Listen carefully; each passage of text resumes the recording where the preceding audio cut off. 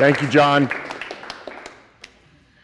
Well, it's always good to speak to this group. This is my business fraternity. You guys are my business family. So when I have a chance to speak to you guys, I really look forward to it.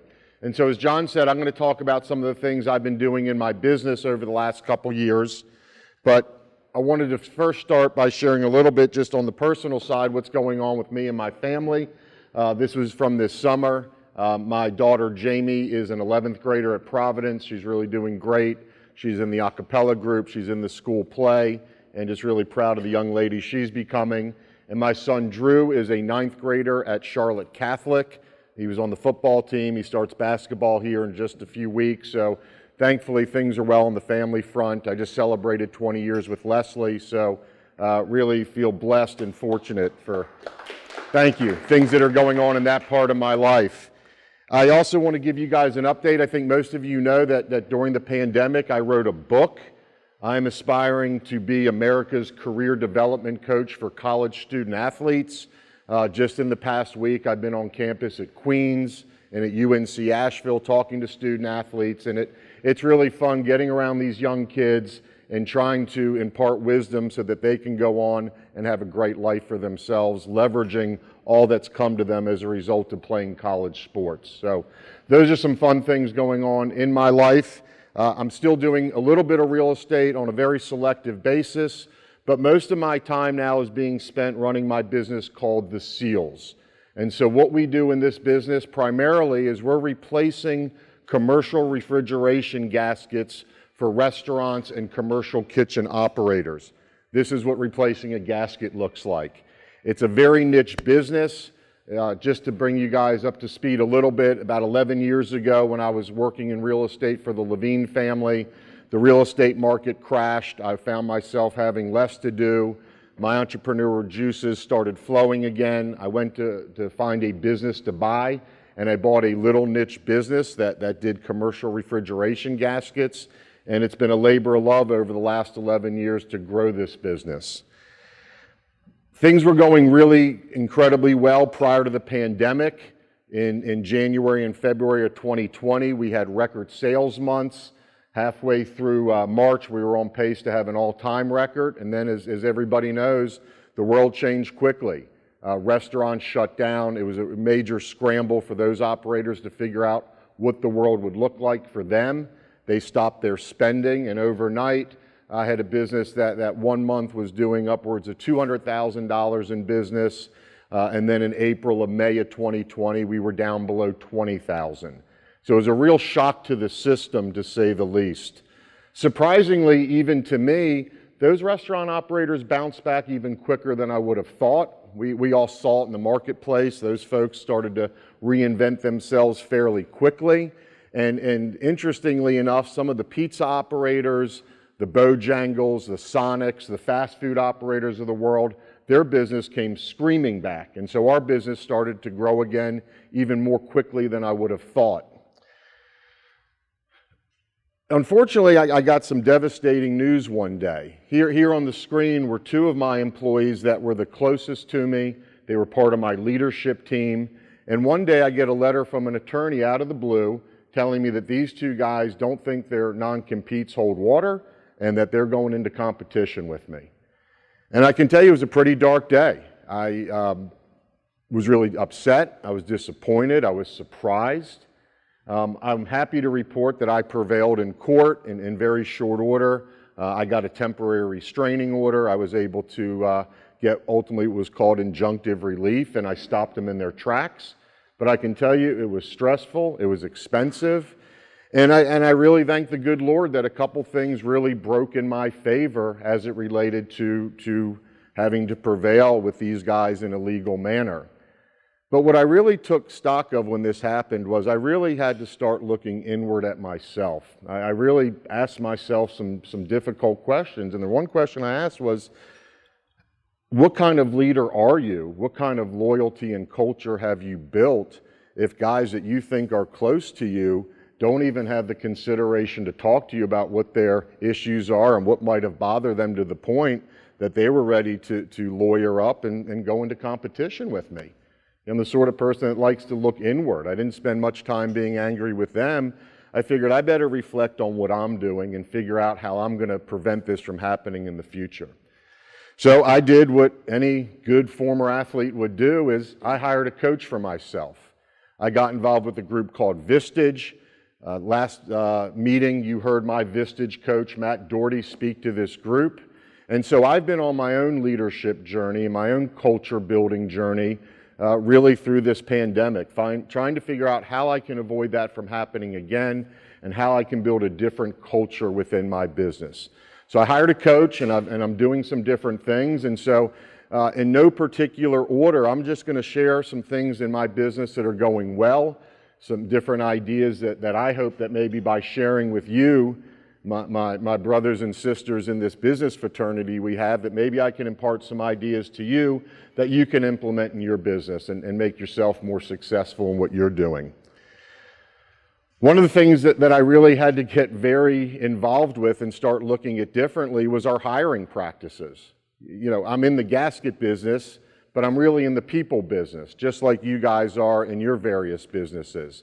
So I went all in on a book called Who. It's a phenomenal book. If you haven't read it, it'll really take you through step by step how to make better hiring decisions and how to onboard employees with more effectiveness. But three things I really started to do differently as a result of this book. One is I started having more levels of interviews. What I've realized about myself was I sort of have rose-colored glasses. You guys know me, I'm a people person. I tend to see the best in other people, which I think is a good quality in life, but not such a great quality when you're trying to be discerning and making good hires. So what we decided to do, especially in this climate where it's tough to get employees, in the past we used to put up various hurdles. So if we ran an ad and somebody contacted us, we might make them contact us twice. We might see how aggressive they were in their follow-up. And I thought at the time that was a good idea. That was really a smart thing to do to screen salespeople, to kind of see how they'd follow up and how they'd overcome certain objections we'd put in front of them. But in this environment, employees have all the hand. They can go get jobs with lots of people. So we switched it. Now when we have somebody that's interested in us, I talk to them first, but I don't put them through an interview. I go through a Zoom presentation and share with them what the company's about, what our culture's like, and I try and get them all hot and bothered and interested in us. At that point, I have two other people on my leadership team that put them through through their paces, so to speak, that ask the tough questions, that get more discerning when it comes to interviewing. So 3 people have to interview somebody before we'll make an offer.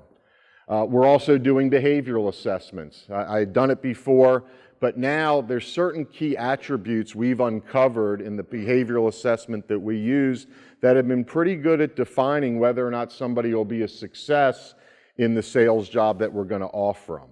And then the third thing that I do, which may sound obvious to you, but we actually check references. Yeah, I used to think that, well, who in the world is going to give me a bad reference? And I've since learned that lots of people will give you bad references. And if you really learn through this book the questions to ask when you're going through those references, you can really glean a lot of valuable information about that candidate. And just understanding that the best way to determine what future performance will be is to understand what past performance was. So really have made some very positive changes as it relates to how we're interviewing and working towards bringing on new staff. I also added benefits. This again was something that in the past I said, well, I'm a small business owner, there's Obamacare, there's the exchange, but I realized that if I wanted to be stickier, if I wanted to make sure that my employees had more motivation to stay with me, that if they got on the company health benefit plan, that they'd be more attached to us. So we added benefits, and now when we advertise our positions, we put those benefits out there front and center. Whereas in the past, it was sort of a conversation I would maybe stay away from or sort of blow off and let them know that they can get their own health insurance. Now it's an area of strength for us. So we really lead with talking about all the various benefits that we offer. In addition to that, I started writing different types of ads to recruit the candidates I was looking for. If you see up there, I'm saying things like, we don't care as much about your background as we do about your sales skills. If you have the right stuff, we'll know it. But seriously, please don't respond unless you really have the stuff of greatness.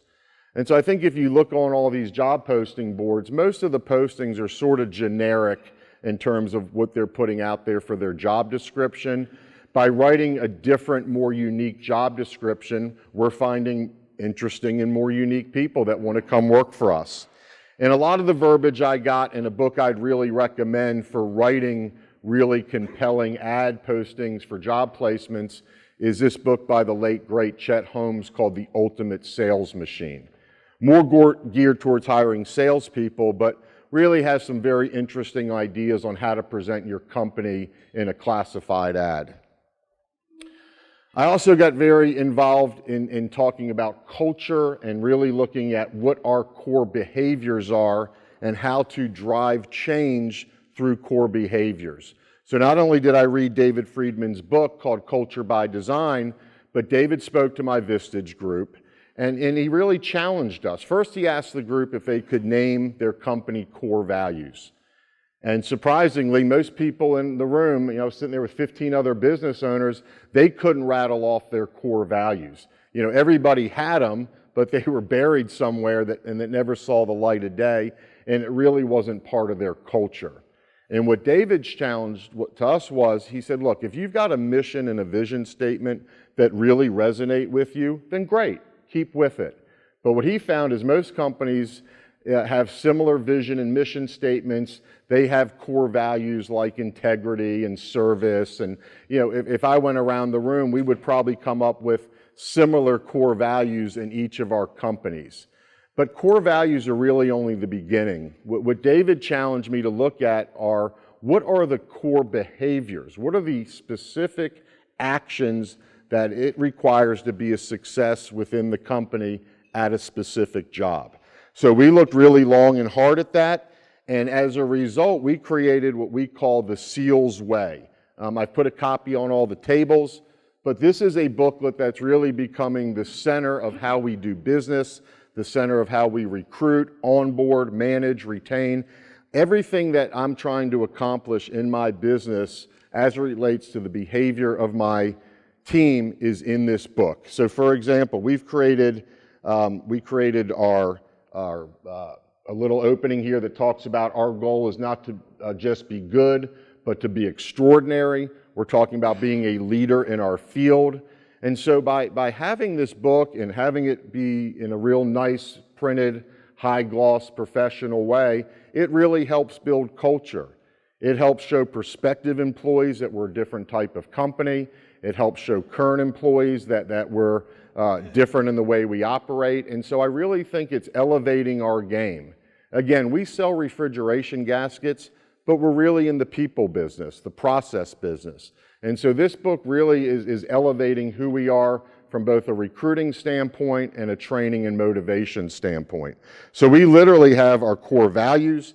In this case, our 3 core values are hungry, helpful, and habitual.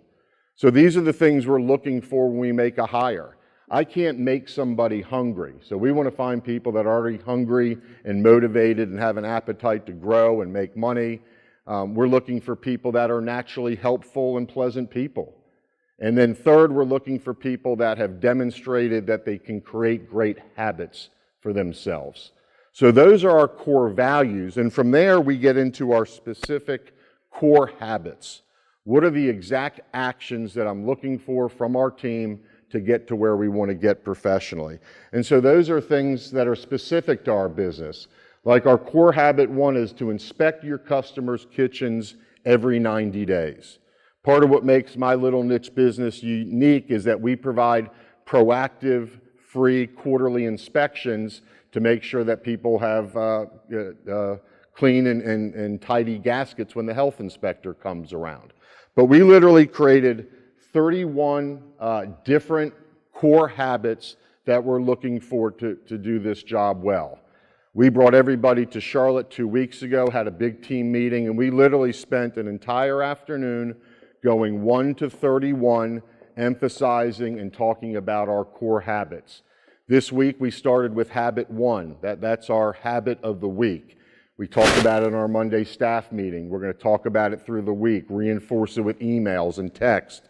Every week, take the next one. We get through all 31, we start over. And I believe that's how I'm going to continue to build the culture I'm looking for in my business. I also did a survey of my team. Has anybody surveyed their employees here in the last year? So a couple of you had. I think you'll agree that a survey can really provide a tremendous amount of information that you didn't know before.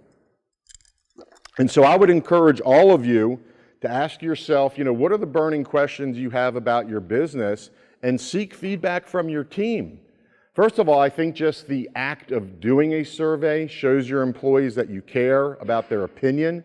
I think it keeps folks engaged. But I ask questions like, how was the training with the company? Certainly something I was interested in knowing. How do folks feel about their compensation? Would people be interested in a retirement plan? I got an overwhelming yes, and in January we're going to roll out an IRA. I asked questions about how people felt about our pricing, how people felt about our competition. So all these questions that I had myself, I was able to get really good feedback from my team. It was simple. SurveyMonkey's easy. It's cheap. It's something I highly encourage all of you to do. Now that I've sort of mastered this little software, we'll do it more often. We'll probably do customer surveys. So it's a neat tool, something I'm really glad I added to the mix in my business. Again, with training topics, I wanted to know if people, how often they wanted to have social events. Did they want to bring their spouse? What cities they wanted to meet in? What time of day do they want team Zoom calls? And so I came up with about 30 some odd questions, and the answers were interesting and revealing. Something else I've done in my business that I'm really proud of and has really helped me quickly and efficiently onboard new employees is I built a robust learning management system.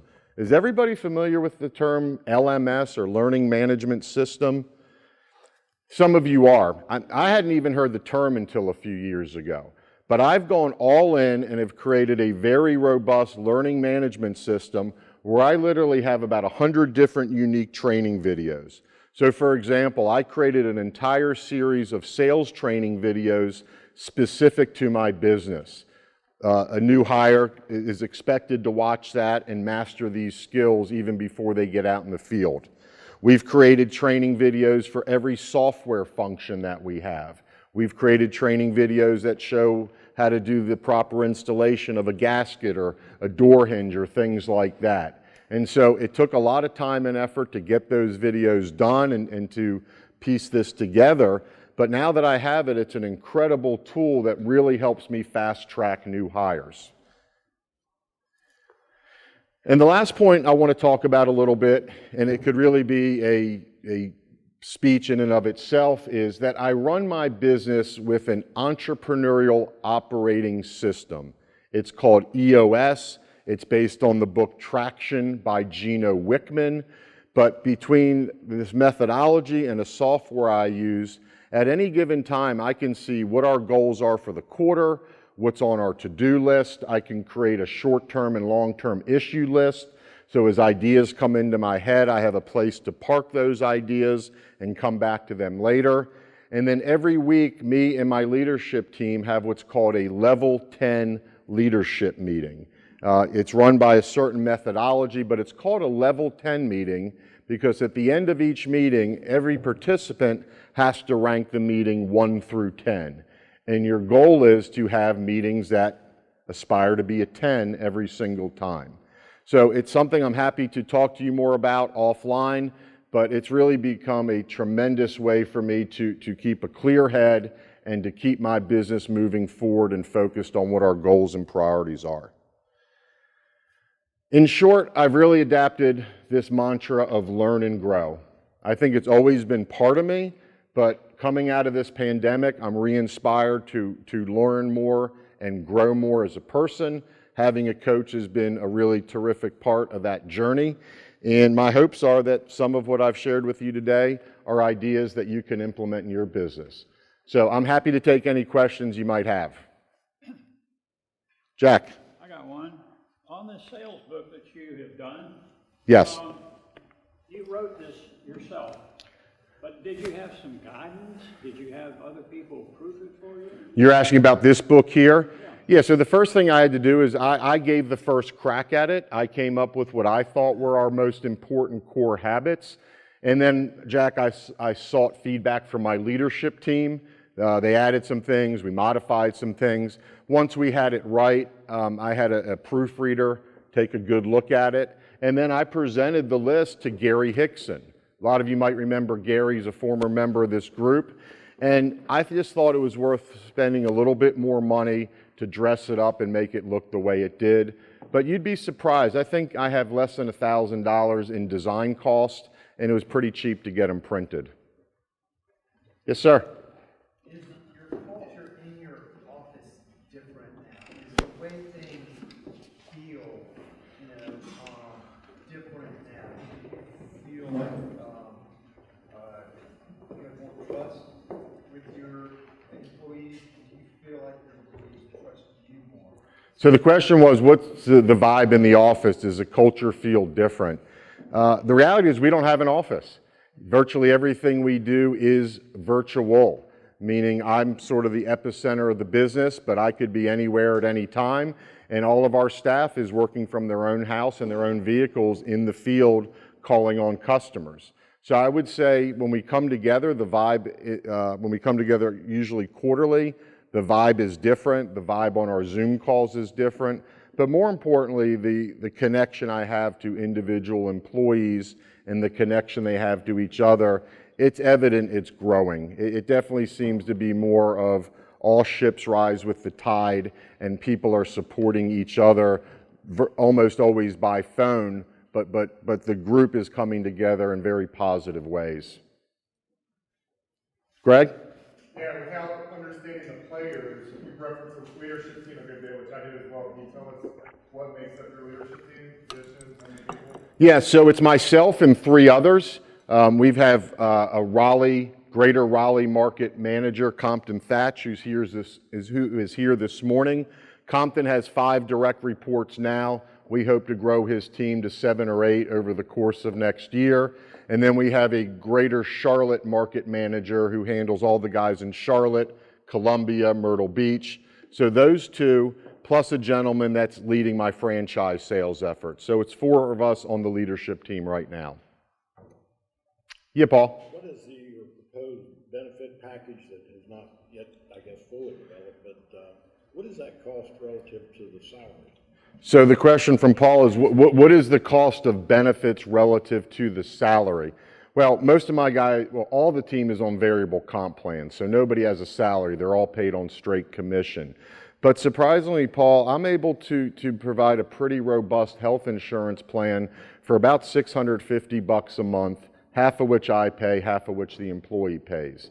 And so I was always under the impression that these plans were more expensive, harder to administer, but it really hasn't been that big a deal. I wish I had done it sooner. I'm surprised.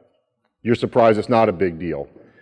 It's just not. I think a lot of things in life seem more daunting than they are once you just peel back the onion and do it. John? Who are your competitors for the work that you do? So the question is, who are our competitors? And here's the really neat thing about what we do. Most people are using their commercial refrigeration vendors now to handle this service need.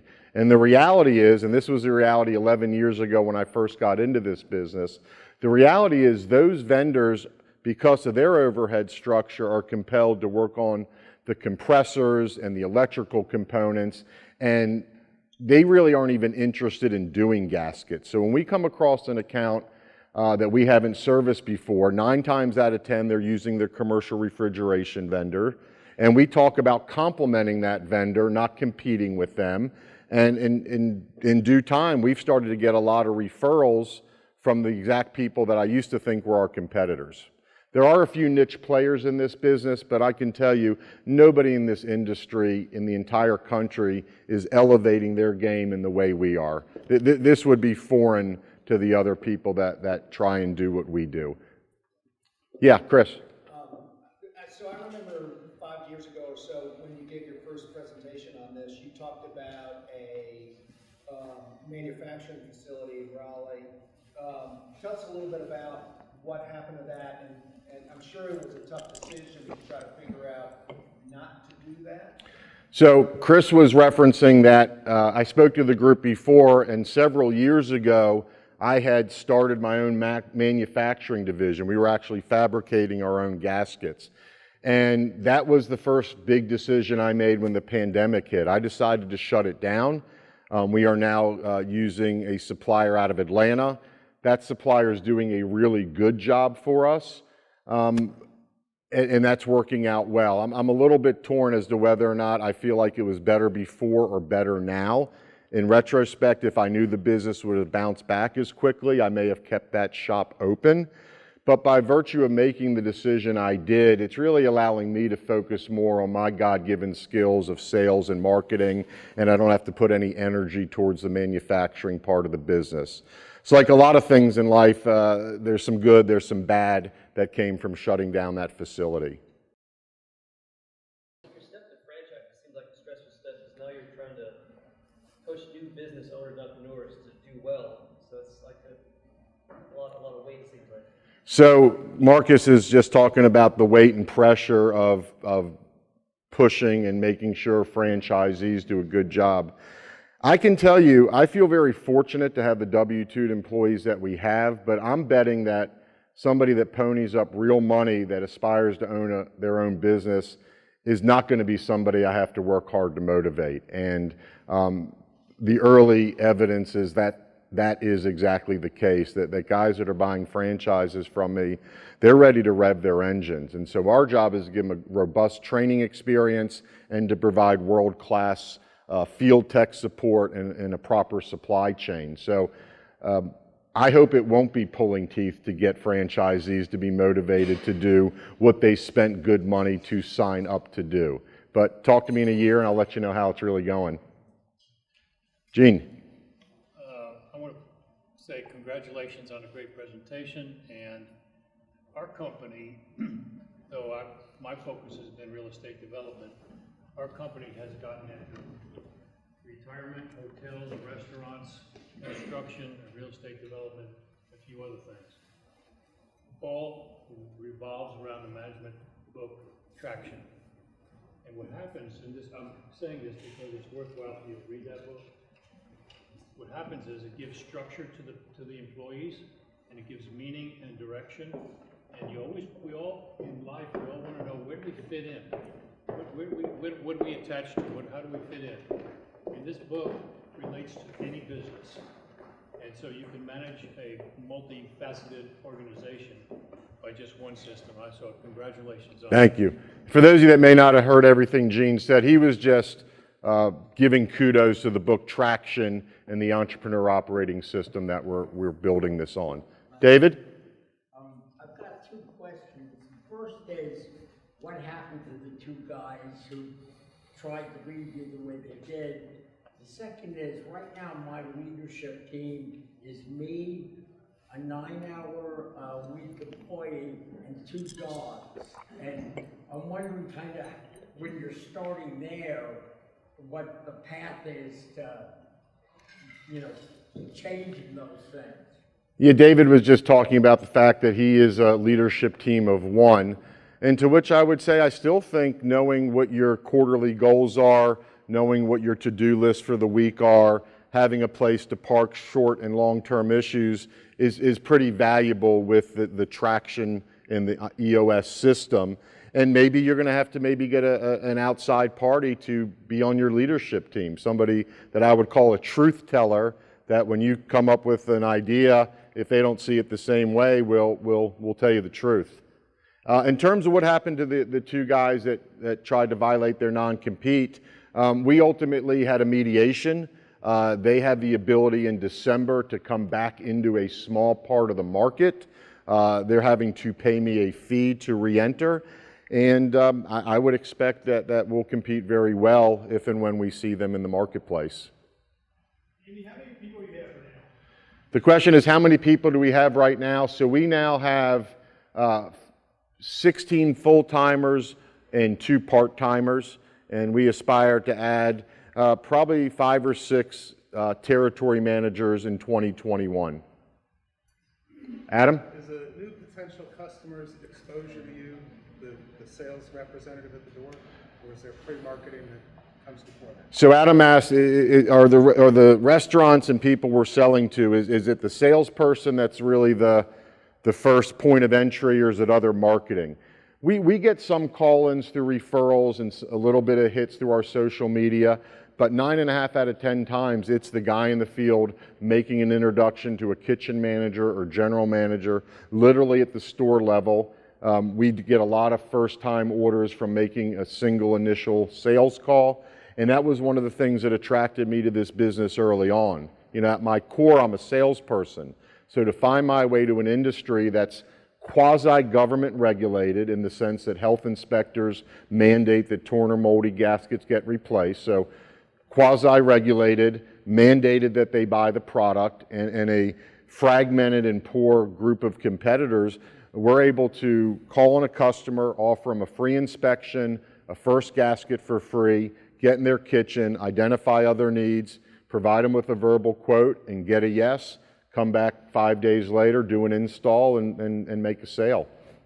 Yeah, Paul? So what is the life of a commercial gasket? So the question is, what is the life of a commercial gasket? We get that question a lot, and like a lot of things in life, it depends. It depends on the use of the unit. It depends how well or poorly an operator cleans and keeps a tidy kitchen, and it depends on the quality of gaskets. Take an Olive Garden, for example. They have about 25 pieces of refrigeration equipment. The walk-in cooler doors need to be changed less frequently, but under the grill top, they've got a bank of refrigeration drawers that are being opened and closed all day long. Those may need to be replaced 2 or 3 times a year. So our typical customer does about $1,500 a year in business with us and is generally changing every gasket at least once a year, some gaskets more frequently than that. Yeah, Chris? You talked about improving your interviewing. What's the result of that? Are you seeing less turnover, or are improved revenue? Yeah, the question is, what's the results of improved interviewing? And the answer is, yeah, less turnover, better new employees that are onboarded better, and are ringing the cash register more quickly than past hires. It's working right before my eyes in very positive ways. Craig?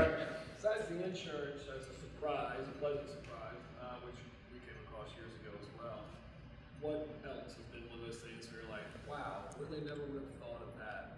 That really surprises me, good or bad? Craig's asking what kind of surprises I've had, good or bad. I can't say any real surprises come to mind. The things I'm putting in motion are creating the results I was looking for. I guess maybe the surprise is that we're taking brand new people, and 90 days later, you know, they're building a business that's doing $250,000 a year in revenue.